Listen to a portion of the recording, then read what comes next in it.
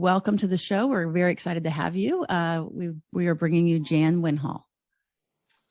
Thanks so much, Sue. Thanks for having me. It's a real pleasure to be here. It always is. I love doing these interviews. I wrote a book last year called Treating Trauma and Addiction with the Felt Sense Polyvagal Model. And that book came from 40 years of doing this work. Hard to believe now, but it's really true. And I started off as a very young therapist, fresh out of graduate school, working with a group of young women who were incest survivors and living in a very challenging neighborhood outside of the city of Toronto. And it was really through doing that work and listening and being with these women that I learned really the basis of everything that I've developed and in the model that I created. Because I sensed and I just knew from listening, truly listening to them without pathologizing them, just freshly listening to their experiences, as incredibly painful as that was. What I was hearing really didn't match what I'd been taught in terms of these women having borderline personality disorder and being highly manipulative and really pathologizing them and downright treating them with contempt. So as you listened closely, that the kind of current psychological models where there was this interpretations that were like putting resistances as pathology. Yes. Yeah. Oh man, well, for sure. The borderline used to be used certainly as this throwaway diagnosis of like, it means that I can't help them. Yes, that I can't help them, and a lot of other things that are very disrespectful to the person's dignity, and really not understanding the behaviors that, and this is what I began to unravel. It's like, why, and Bessel van der Kolk asked this question too, because he also can really listen, like, why was it that people were hurting themselves? But Sue, really clear that something about the way that these behaviors were functioning in their bodies, while they hurt them, they also helped them. They brought relief. And that piece wasn't explored well. So it was really, back then I was in a feminist therapist group, and then Judith Herman's wonderful book, Trauma and Recovery, came out, and we all were like, it was like candy, honestly. Totally. I remember that. Do you? Oh yeah. Devouring this book and trying to so find a new way that honored the dignity of the women that we worked with and ourselves. And, I went back when I was writing my book, I went back and I read Judith Herman's book again, and now with, the latest edition. And I realized, oh, wow, she talked about the autonomic nervous system back then. She tied addiction to it, but she didn't have the dorsal branch that Steve Porges brought to us named, right? So she had it. We knew back then what we called this, the beautiful language of the sympathetic branch of the nervous system we called flooding, and then the dorsal branch we called numbing and the shutting down. And that's where I knew it was through that system of the autonomic nervous system. We didn't talk about that then, but Judith Herman did, because she was an MD. So she was trained and in that aspect of the autonomic nervous system, right? So she recognized it. Yeah. Just didn't have the language that we have today. Yeah. But she recognized that was where the most powerful way to understand addiction occurred. And that's really the heart of my message. And so then when I had this incredible fortune to be able to meet with Steve Porges and talk with him about, I think addictions are like these state shifters. I called them propellers that shift the body from this overactive flight, fight, horrible flooding, intense either anxiety or rage or both, and then shifts the body into this shutting down, what he called the dorsal branch, the dissociation, or vice versa. And he said, yeah, I've always thought about addictions as state regulation strategies. And I was like, yes. Okay, this is now really starting to make sense. Mm-hmm. That's great. Yeah. So one of the things certainly that we're a huge proponent of is this notion of bottom-up processing. Yes. And I know that this is something that you cover there. How about we start there as far as what does that mean? Bottom-up processing. Well, what it means really is that we've forgotten we live in our bodies. But our bodies haven't forgotten us, right? Our bodies speak to us through tremendous kinds of messages through the vagus nerve, through what Steve was so able to really capture for us as trauma therapists. And, 80% of the information that comes up into the brainstem is through the body. It's afferent.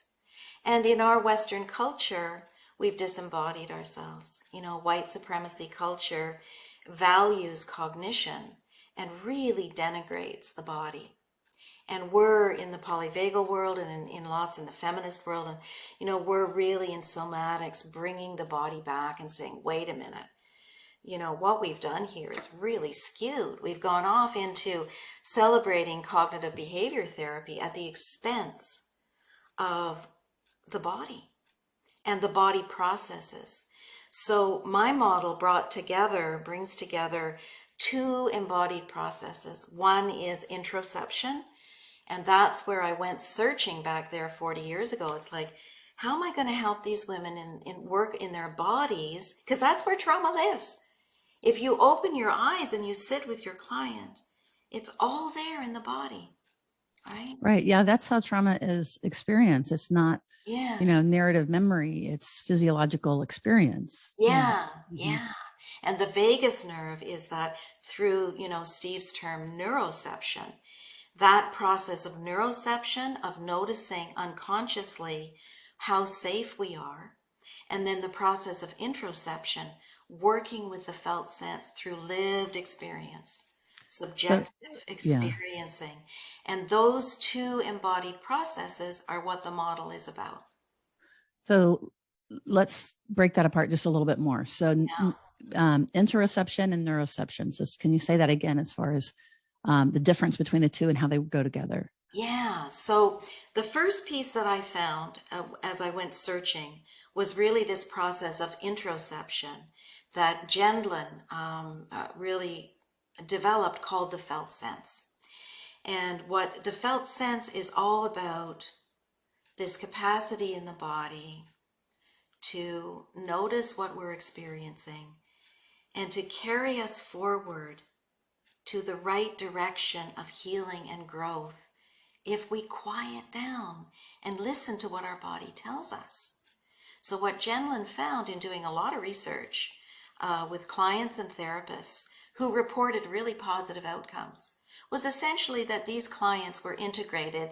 They lived in their bodies and they listened to their bodies. If their bodies were tight in their neck or their shoulders, they listened to, what's that about for me?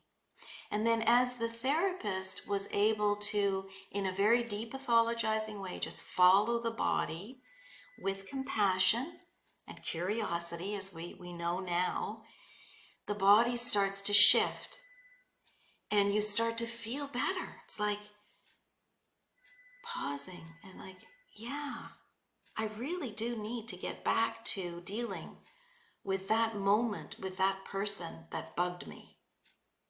And that doesn't come if we go 50 miles an hour. Oh, it absolutely doesn't. Right. So what happens? So listeners are tuning in, and I loved, your pace slowed down. Yeah. If you're not visually seeing this, her eyes closed for a minute, and it changed actually the tone, right? Yeah. Of like if there was a vibration, it slowed it down, which is beautiful. And so as a listener, as you kind of follow along and begin to move more internal in your awareness and your attention as it moves inward, some people will say, I feel nothing. Yes. So what about that?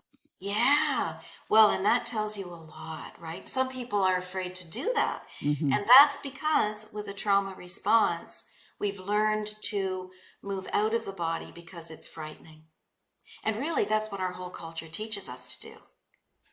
White body supremacy teaches us, don't go into the body. It's dangerous in there. You might feel something.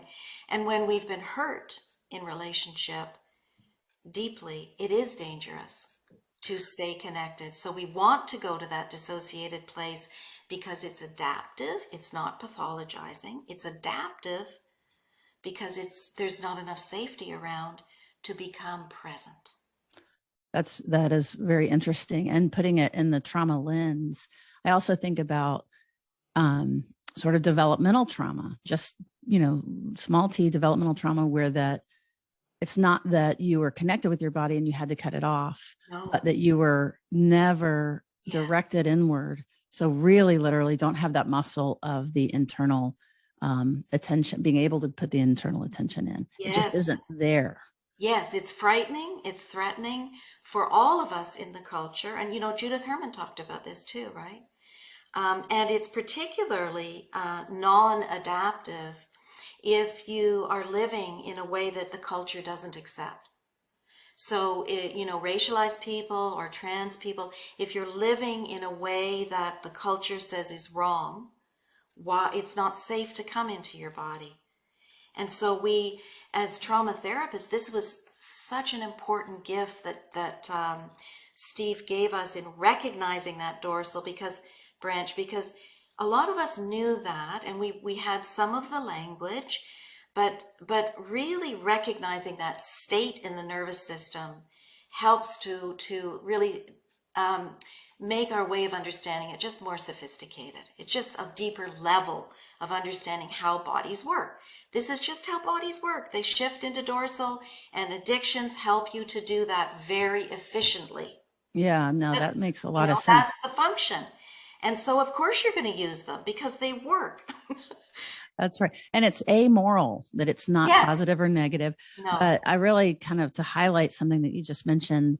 So for those that are rejected, actively rejected, or even persecuted in a dominant culture, to be connected to your feelings around that can be very dangerous and highly threatening. So that that's what you were saying, is so that it's adaptive to not notice.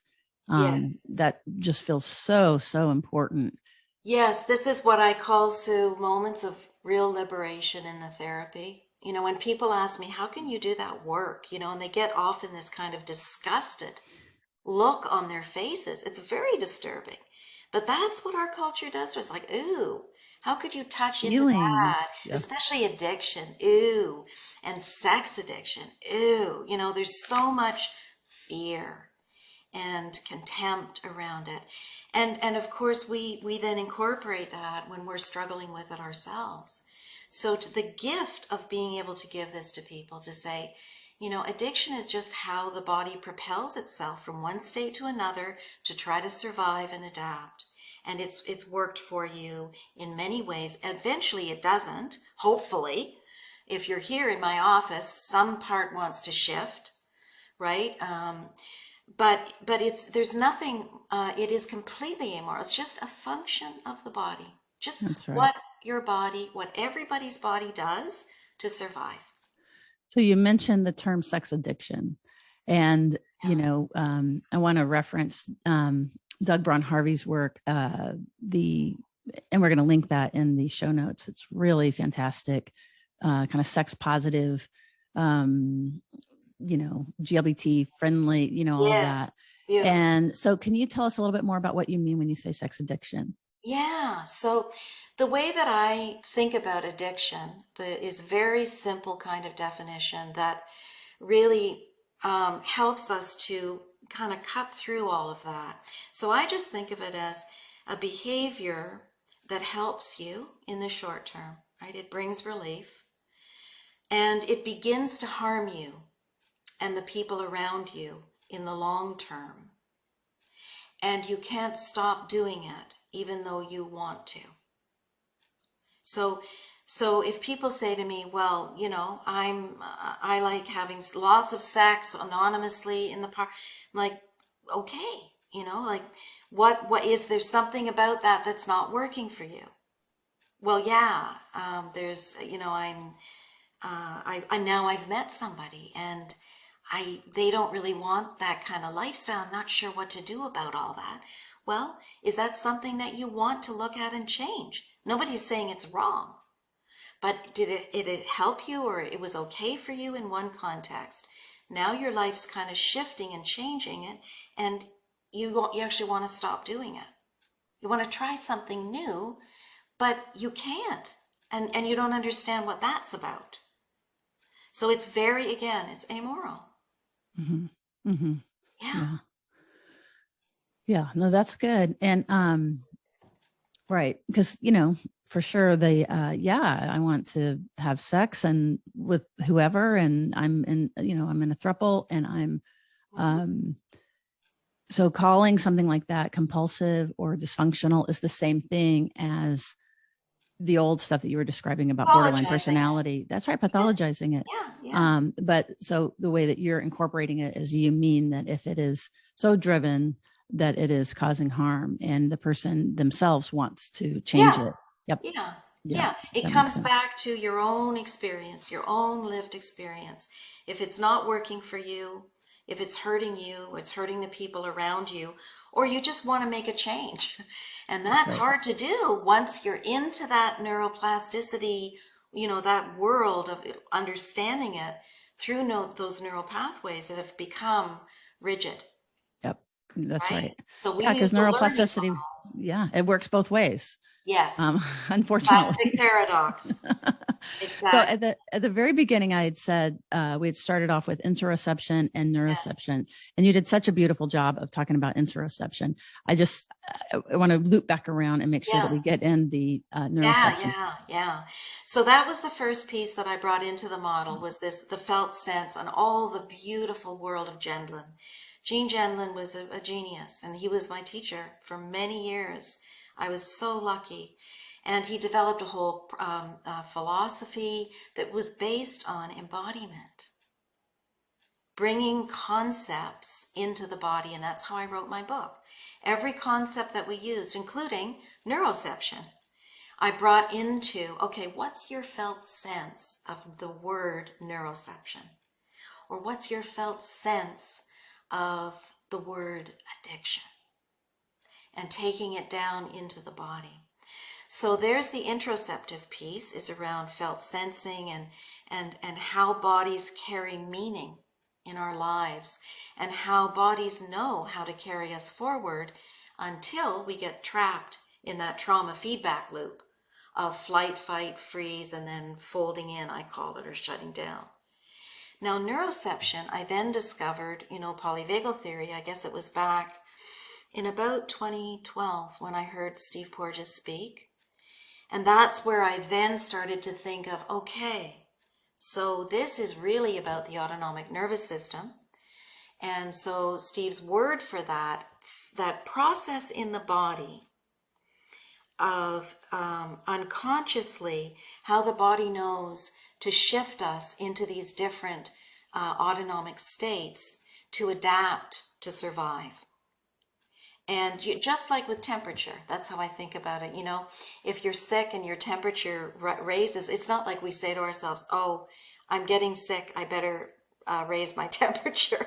The body just knows how to do that. So it's like, if you think bodies aren't smart, think about that. That's You great. know, That's a great isn't that example. a great example? Because Yeah, I it kept is. trying to find an example to explain. So it's the same with neuroception. Our body, a loud sound occurs. We don't think to ourselves, oh, geez, I better jump Yeah, and my heart rate mobilize better and go go into up. flight, Right. fight. It just happens. It's just a natural response. And so that's the process of neuroception. And and so then I brought those two things together, the felt sense of interoception and neuroception through a polyvagal lens, and that's the model. And when we work with those two processes in the body, there it is. We've got it. It's like, what's going on, in terms of our neurophysiology? What state am I in? because that state is going to determine how we experience our lives. That brings us to the intervening variable. Yeah. Well, I want to hear what you mean by that. But also, yeah, that's definitely the way that we talk about it here too. We describe neuroception as, this little inner scanner, Yeah.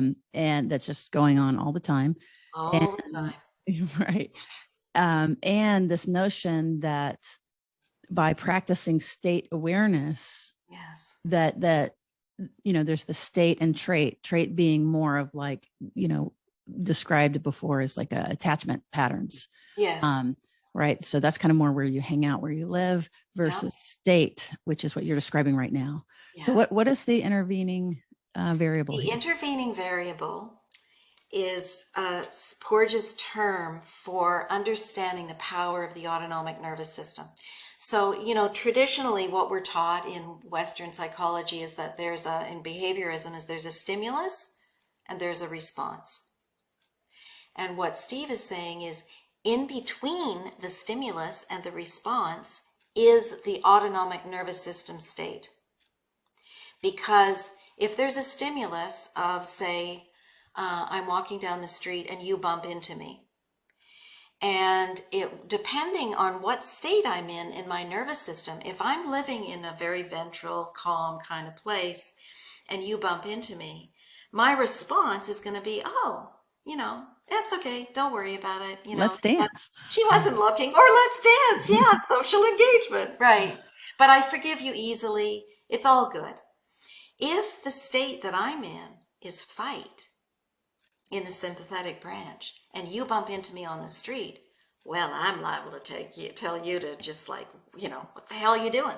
Watch where you're going, right? We know people like that. Their background is always a bit angry or always a bit afraid, or always kind of numb and kind of dull in the senses and not really there. And those are the autonomic states. And depending on what state we're in, our response will be flavored by that. And to me, that's just crucial because it tells you, first of all, that how your client is responding to the world, we need to know where are they in the nervous system right away. Right? We need to make it conscious because our bodies may know, right? When I'm sitting with you, even when it's online here, Sue, I can feel through my neuroception where you are in your body because we co-regulate, right? And so, if you're in this, if we feel in the people that we're working with or in the group, because I work with groups all the time now, the sense of, panic or whatever, then we know that their responses are going to be flavored by that. And that our job is to help them moment by moment to slow things down. If it's safe enough, we don't start with that, but slowly to begin to do that, to bring in enough safety and dignity and respect that people will come with us. Because a lot of addictional work is it's like coaxing. It really is. It's hard work. And it is like coaxing. It's like I always remember Bessel van der Kolk saying, if a traumatized person is in the back of a cage, and if you stand at the front of the cage and say, oh, come on out, it's really great out here. Do you really think that's going to work? No. You have to be willing to go inside and slowly, through sensing into introception too, right? Where is this person in their body? Where am I in mine? And inviting the possibility of collaborating with the body, the person's autonomic nervous system, to invite the shift slowly to come over time. And then as that happens over years of moving into ventral, addictions stop because their function is no longer needed. So we don't live in fear. There's no devil in the corner doing push-ups, waiting, that just really brings in that sympathetic response in the body. You might be a dry drunk, you might have stopped, but you're scared. That's not healing. That's not healing. Yeah, no, I really love what you're describing. And this is part of why that insight alone is not enough. No. Stopping the addictive behavior is not enough. Like really getting into the limbic, unconscious, implicit, Yes. and the path to do that is the autonomic nervous system for sure. I love that you mentioned groups. I do a ton of groups. I'm a group therapist. I absolutely love it and just super value it.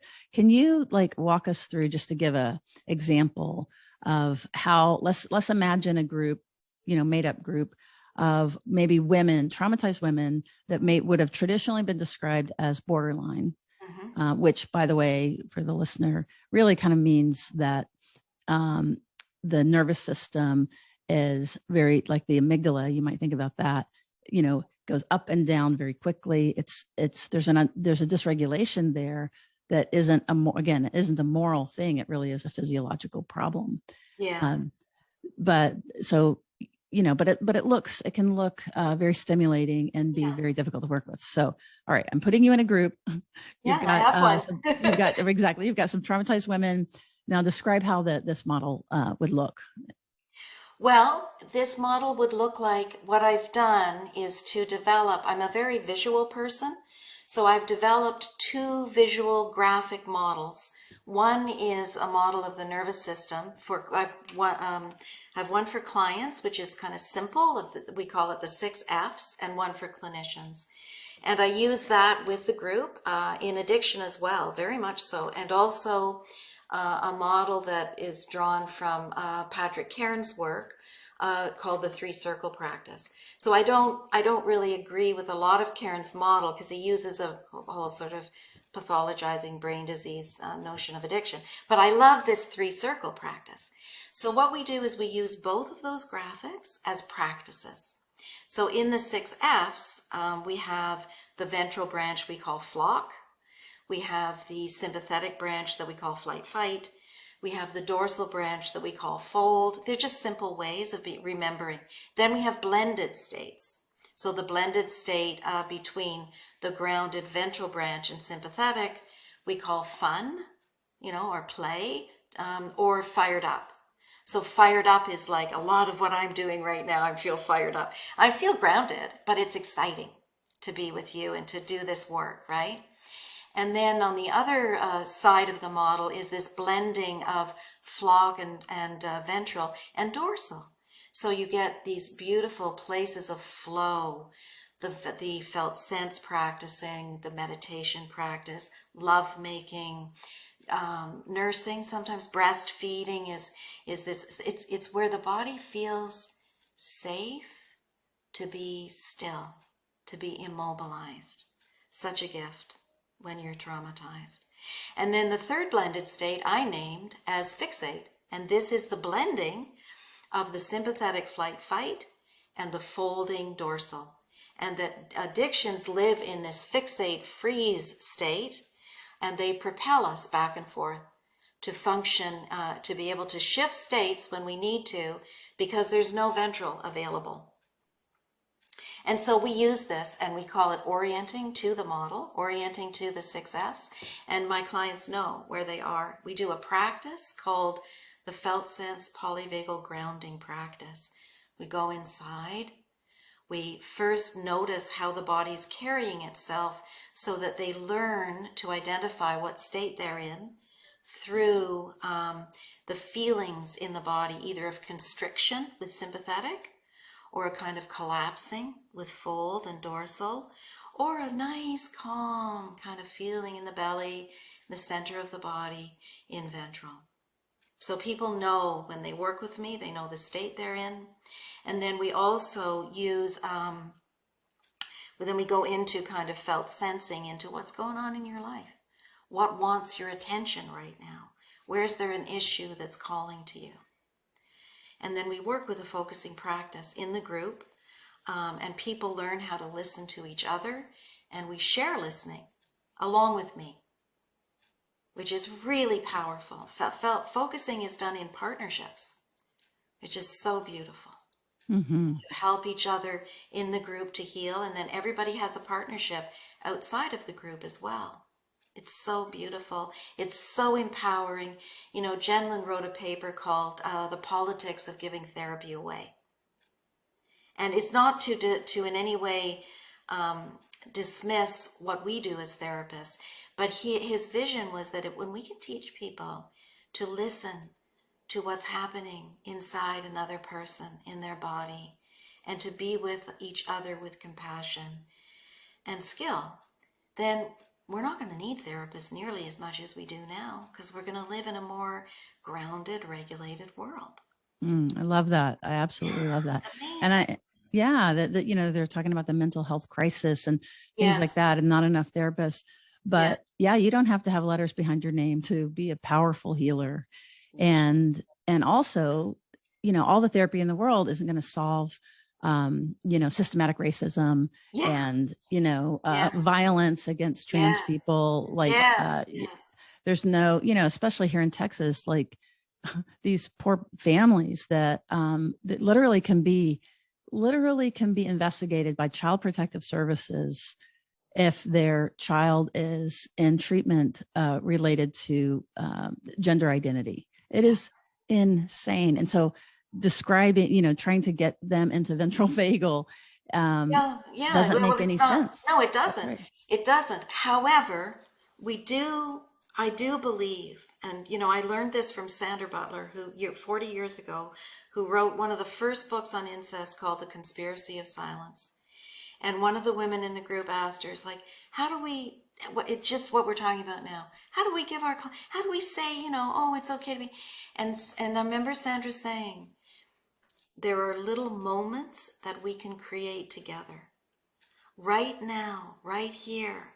As far as we know, in this moment, we can create enough safety together to begin to settle.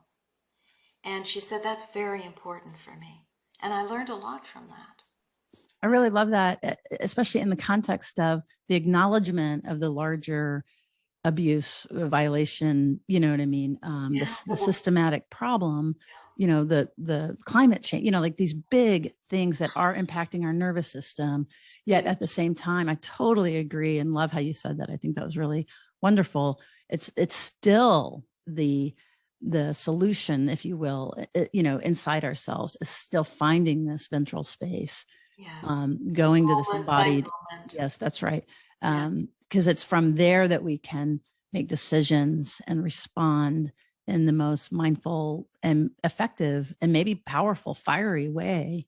Yes, absolutely. Because if we're all in flight fight, we're not going to be able to help each other to feel safe, because we haven't got enough of it inside. This is, again, I mean, so Steve's message, right? It's like we must find these places of enough cues of safety that we can give each other, that we can make these little pools, you know, these little, what I call safe nests, where we come together. And then in the 3-circle practice that we use around addictions, or just any kind of self-harming behavior, a bad habit that you want to stop doing, we work very collaboratively with the body. It's not a fight. It's not a power struggle to stop anything. It's a recognition, oh, I fell back into that neural pathway again. I was at the fridge eating instead of feeling again. And then it's being curious about that. What was going on for you that day? What really activated that place that your body felt it had to go back to keep you safe, right? It's like that. It's a gentle invitation to work with the body to make those changes. It's not a fight. It's not a power struggle. It's not any of those things. No, I love that. And because it's not those things, then like the coercion or the seduction or the coaxing Yes. really does work, because you're not, by looking at the behavior, you're not unintentionally, activating the defense, that that you're doing so from this place of curiosity and compassion, Yeah, and and teaching. recognizing that it's all about adapting. So Mhm. something through neuroception, your body said, I'm not safe. I need to go back to that again. I need to shut down. I need to eat a lot to shut down. And, such a common one. And and we really honor that. It's like, okay, that's, and because what happens is a kind of faulty neuroception, right? It's like the trauma feedback loop. We get stuck there in this plastic paradox, right? So it was adaptive when there was no place of safety at all, but then it becomes just the pathway in the brain. This is Mark Lewis's beautiful work, that the learning model of addiction. This is just what happens. The brain lays down these neural pathways. It's like walking in the park.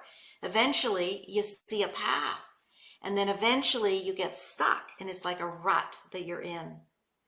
And that's the paradox, right? Sure, brains can change and make new pathways, but if you go down that road too often, which is what addiction is, because you're searching for that little pump of dopamine or whatever, then you're going to get into a rut. And then you can change it, but it is a lot of work. But you can change it. And when you understand that level of sophistication around what addiction really looks like in the brain, then it really empowers people. It's like, okay, you fell down that rut again, and you went to the fridge, or you went to whatever it is that you do, whatever it is, that you learn to do. And And then, screen, losing 4 hours on yeah, TikTok or whatever. Yeah. yeah, or masturbating, or all those things that are just bring pleasure to the body. Of course they do. And they develop very early on when you need them, because they're accessible. They're accessible. You can use them quickly, and they are powerful. Orgasm is a powerful way to soothe. And sucking your thumb, that's what I did. I realized just a while ago, hey, my first addiction was to my thumb. And boy, do we shame kids for that, eh? That's great. Oh, wow. I stopped sucking my thumb. Do you know how I did that? I was 8 years old, and my grade 2 teacher made me stand in front of the class and suck my thumb. Oh my gosh. And I still have that embodied memory. Of course. How But now, terrible. I realized, like, when I was giving birth, I sucked my thumb. And it wasn't But it's still conscious. there. That That soothing is still. pathway, and Yep. even as I talk to you about it, I can feel it on the roof of my mouth. And it feels good. I mean, that's what addiction, that's the pathway. And there's nothing, it's just how bodies work. There's nothing shameful about it at all. Oh, I Not to love that say, example. yeah, not to say that it isn't hurtful, and not to say that we don't hurt the people around us, because we do. And that's, I think, the biggest challenge when people come to me and they're older, and they have this pathway, they have this history of behaviors that they're so deeply ashamed of, and they've hurt people. And that becomes the hardest thing to heal, is that part of it. That's right. Waking up in your body to have to bear the impact of some of your behaviors from before. That's very powerful. But also, again, the solution is the same. It's like learning to just have the feeling and stay with it, and not move out of not being able to tolerate it. Yeah, learning how to be with it, and to understand that that's just how bodies work. And Yep. also, Compassion. the other piece that's hugely important here is to learn about, the prefrontal cortex. So in the addictive state, that flight, fight, freeze, and fold state of dorsal, the prefrontal cortex is not functioning well. And that's the part of us that is really concerned with values and morality, and it's just gone to sleep. Yep. And when you explain that to folks that are really deeply addicted, that is incredibly liberating, right? So it's like, of course it feels like it's a not you part of you, because you, in full ventral grounded, integrated felt sense, you wouldn't do that. You wouldn't choose to do that. It violates who you know yourself to be. Mm-hmm. Yeah. But No, that isn't the you that did that. The mm-hmm. you that did that was in the autonomic nervous system states of the trauma feedback loop. And in those states, we don't learn well, and we're not present with what we know is the right choice for us in terms of our value system. And that's how we hurt other people and ourselves. That is incredibly liberating. Mm-hmm. Absolutely. And, you know, this is so valuable. I especially love the way that you've simplified some of these complex ideas. Again, that's something that Ann and I work really hard to try to translate this science and make it accessible to everybody in the world that is interested for free. That's what the podcast is about. So, but how, if people are interested in hearing more, actually, I want you to answer that in just one second. That I wanted to just very briefly, for those folks that are interested in some of the pushback that polyvagal theory has gotten, can you just very briefly say your perspective on that? Yeah, well, I've talked about that with Steve, and I've read his responses to that, and in a very simple kind of way, how I understand it is that Steve's way of measuring heart rate variability is not the same as the traditional way, and the critique is coming through not understanding that his way of really doing the work that he's done with heart rate variability, which is a major source of his research, isn't by the critics it's not accurate. It's not what he has actually done in the research, and so that's a really big source of the problem. That's great. And my perspective on it too, just from reading and trying to understand, is just kind of the same thing. It's like there's not the ideas that he has, like if it's kind of like arguing about angels on the head of a pin, that as it gets so deep into the actual neuroscience, my eyes cross. I have no idea about that stuff, but what I do know is that he's onto something, and it's valuable, and that clinically that this is a very important idea. So my perspective is let's let them work that part out. Yes. but that we're going to hang on to it as a valuable clinical tool. So I'm glad to hear. Yep. Yeah, because exactly what you're saying, for me, it just totally matches what I found 40 years ago. Yeah, that's great. So if people would like to hear more from you, get your book. The name of your book again is what? Treating Trauma and Addiction with the Felt Sense Polyvagal Model. Big mouthful. Routledge, and it's on my website, janwinhall.com. There's a 20% discount with a code on my website.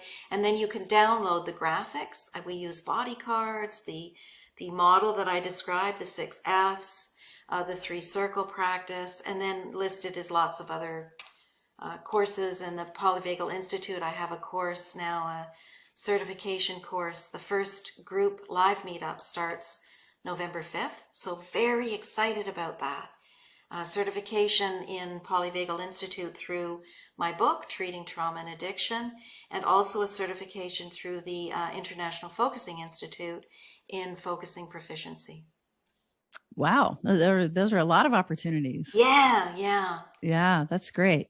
So we should also just mention in October the Polyvagal Institute is having its gathering, its symposium in Florida. The live one is sold out, but you can come live stream for 4 days. It's going to be an amazing event.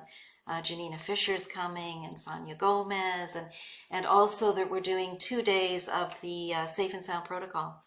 Linda Ty's coming, really trying to bring in that cultural lens, the anti-oppressive lens, and working with safety in the body.